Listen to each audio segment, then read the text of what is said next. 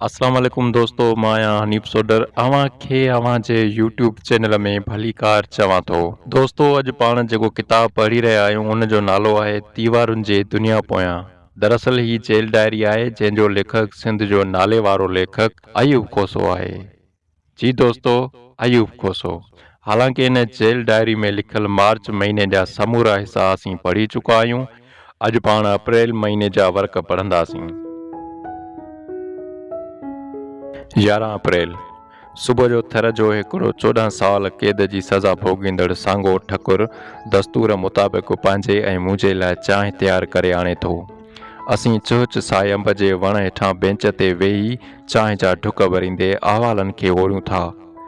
ठुकर हिकिड़े क़त्ल केस में ॾोहारी ॼाणायल आहे। पन जी ॿीणीअ मां धुआं कढंदे हू मूंखे थर जे उञायल भिट जहिड़ो बासे थो। कुझु लम्हा सांत में ॿुॾी पुछे थो, भला ही बेसबब एॾियूं वॾियूं सज़ाऊं ॾियण जो मतिलबु छा आहे?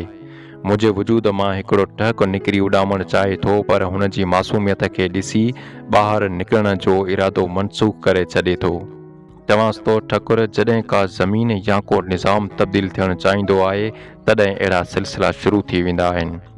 जॾहिं माण्हू माण्हूअ खे सुञाणणु छॾे ॾींदो आहे तॾहिं पूरो माहौल हिकिड़ी जंग में तब्दील थी वेंदो आहे ऐं उहा जंग ॾाढी तबाही आणींदी आहे। उन अफ़रा तफ़रीअ में कुझु बि सलामत नाहे रहंदो। उन वेड़ में कंहिंखे बि रोअंदड़ ॿार यादि नाहिनि ईंदा ऐं न वरी पोढ़ियुनि माउनि जे लुड़कनि में भरियल अखियुनि ते को सोचींदो आहे। बसि रुॻो हिकिड़ो तमाशो हूंदो आहे जेको हलंदो आहे। हू वरी नई ॿीड़ी दुखाए कंहिं ख़्याल जे मंज़र में ॿुॾी वञे थो, जंहिं ख़्याल में शायदि ॿकिरियुनि ऐं ढॻियुनि जे धण सां हू भिटनि ऐं वारीअ जे हिकिड़ी महबूब दुनिया में मौजूदु आहे, जिते को बि फ़िक्र जो दरियाउ कोन्हे, कंहिं बि क़ैद जो तसवुरु नाहे। धण जे हुजूम मां उथंदड़ टलियुनि ऐं चढ़नि जा मधुर आवाज़ आहिनि ऐं मथे ते ॿेलड़ो खणी वेंदड़ पाणियारीअ जी लोॾ जो सहर आहे ऐं सिज जी रोशनीअ ते चमकंदड़ वारीअ जो बदन आहे। आऊं ठुकर खे ख़्यालनि जे जहान में छॾे डबल वार्ड ॾे निकिरी थो वञा। ॿिपरीअ टाणे गर्मी इंता ते पहुची वञे थी।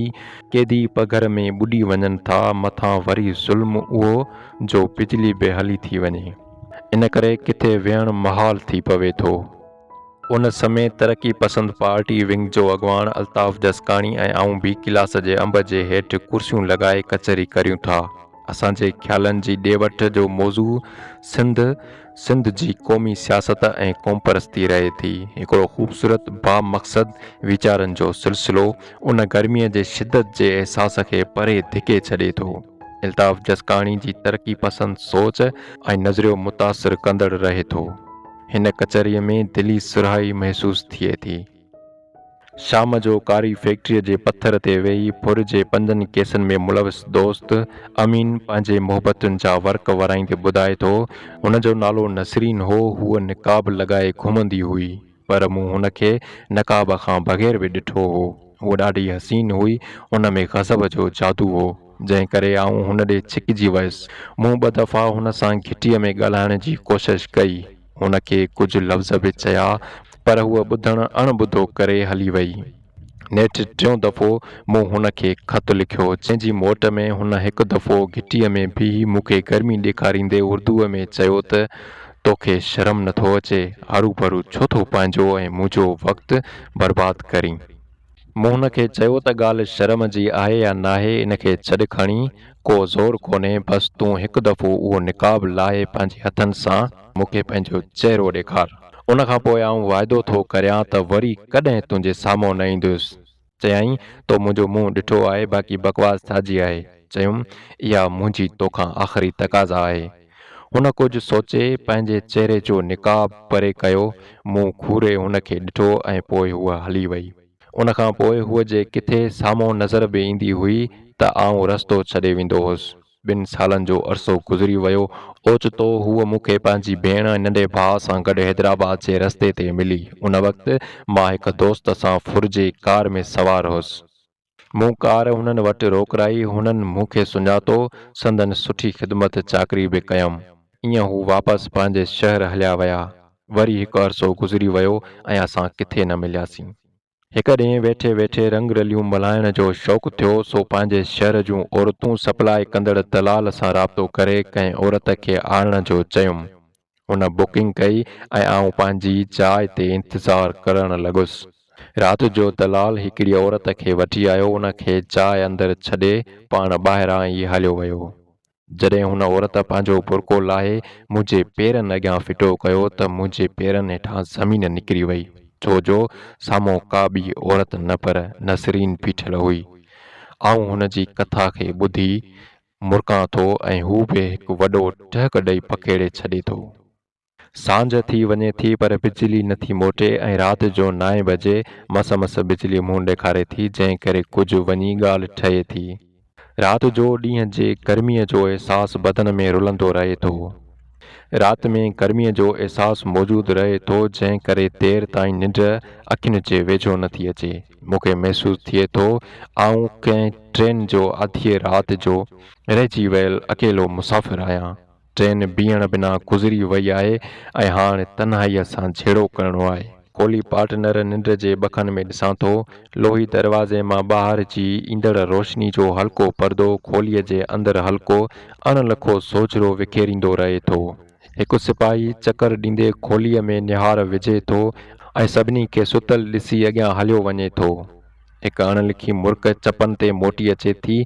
ज़हन में इहो ख़्यालु अचे थो त हिन मुल्क जे जेलनि ऐं डिघियुनि सज़ाउनि जे ज़रिए अणसिधी तरह ॿुधमत मज़हब जे नज़रिए खे अमले तौरु मरवज कयो पियो वञे त जीअं माण्हू हिकु डिघे अरसे ताईं दुनिया खे त्यागे हिकु कुंड में पंहिंजी ज़िंदगीअ ऐं जवानीअ खे पूरो करे छॾे। जॾहिं हू ॿाहिरि निकिरे बि त ख़ाली ऐं खोखलो हुजे। हिन दुनिया जी रंगीनियुनि जी तड़प ऐं मुहबत ख़तमु कराए हुन खे मुकमल तौर ते मफ़लूज कयो वञे। इंसानी ज़िंदगीअ सां ही रखियल सलूक बिना सम्झ में न ईंदड़ आहे। इंसानी बुनियादी हक़नि जी हीअ लताड़ जदीद दौर जे चहिरे ते दाग़नि जीअं आहे, जंहिंखे बाक़ी सॼी दुनिया अजब मां ॾिसी रही आहे।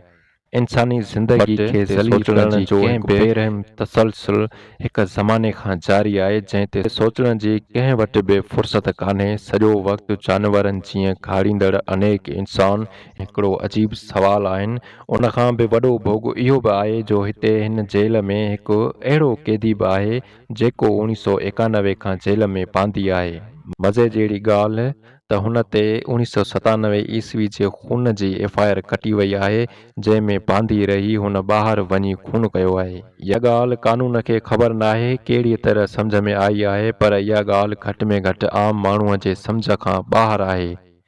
इहा ॻाल्हि जॾहिं मूं अल्ताफ़ जसकाणी वातां ॿुधी हुई त आउं अजब में पइजी वियुसि त ही आख़िर कहिड़े क़िस्म जो क़ानून ऐं निज़ाम हिन मुल्क में हली रहियो आहे, जंहिंजी न पुठि वाज़िया आहे न वरी अॻ जी का शिकिल आहे।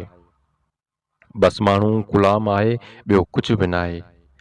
सच उहा आहे त हाणे हिकिड़े बेरहम इनक़लाब अचण जी शदीद ज़रूरत आहे, न त ही इंसान कशी सभु कुझु बर्बादु करे छॾींदी। हिन पूरे खिते में हिकिड़ी ज़हनी दीवानगी ऐं इंतशार खे हथ सां पैदा कयो वियो आहे।